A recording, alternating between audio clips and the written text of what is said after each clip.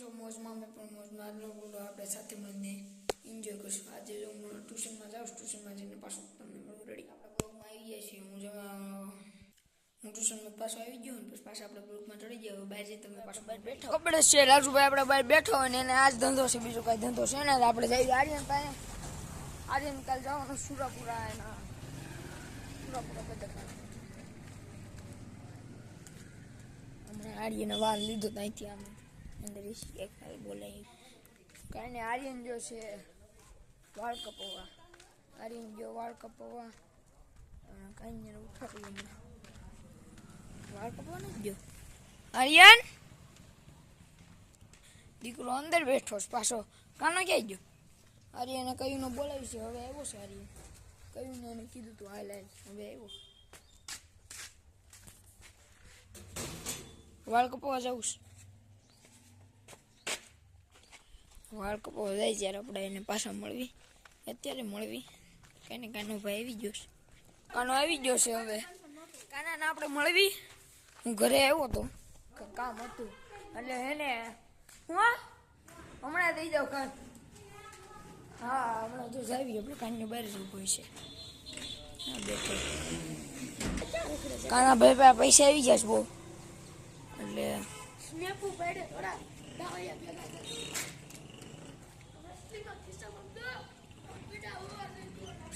બતાવી દો આપણી પૈસાની સ્નેપ પાડી રહ્યો છે. હે હું પાડું તારે સ્નેપ પડીશ હમણાં. સ્નેપ પડશે જોઈ લેજો કી પડે. પેલા ગોઠવા પડે પછી સ્નેપ પડવી નહીં.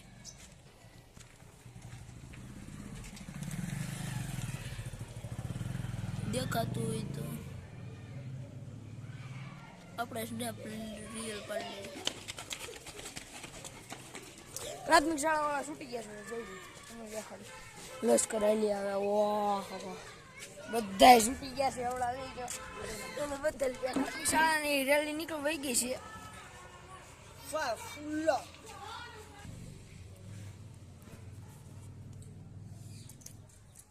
કાનો આવી ગયો સા પીવા. આર્યન છે આપણો વાળ કપવા કઈ જાઉં છું. ફોન આવશે તો ઈ ફોન કઈ આવશે મહિનાથી પછી વાળ કપવા જાય છે. અને એક વાત કહું તમને અત્યારમાં સરક પડી આ રોલાની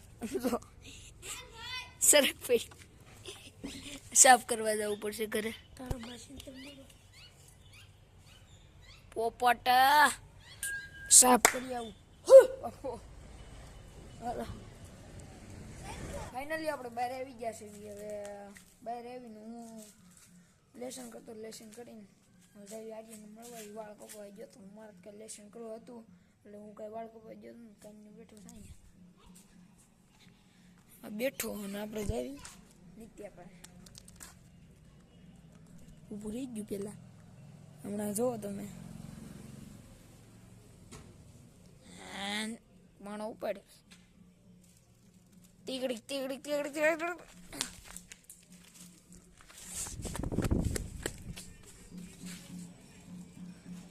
બીસા કરવાનું વાંધો પડી છે.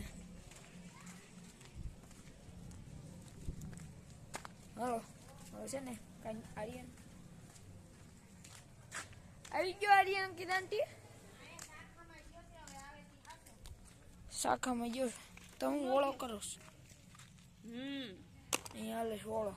આપણે કાના પાસે જઈએ આપણે ઈજ કરવાનું અહીંથી કાના પાસે આર્યન પાસે ઘરે બસ બીજું કાંઈ છે ને. આ કોઈ આમ ત્રણ છે છોકરામાં કાનો આર્યન ને હું એટલે અમુક છે જ નહીં. એક જ બજારમાં માણસ હેલાવીને જોયા રાખીને એવું કરું છે ને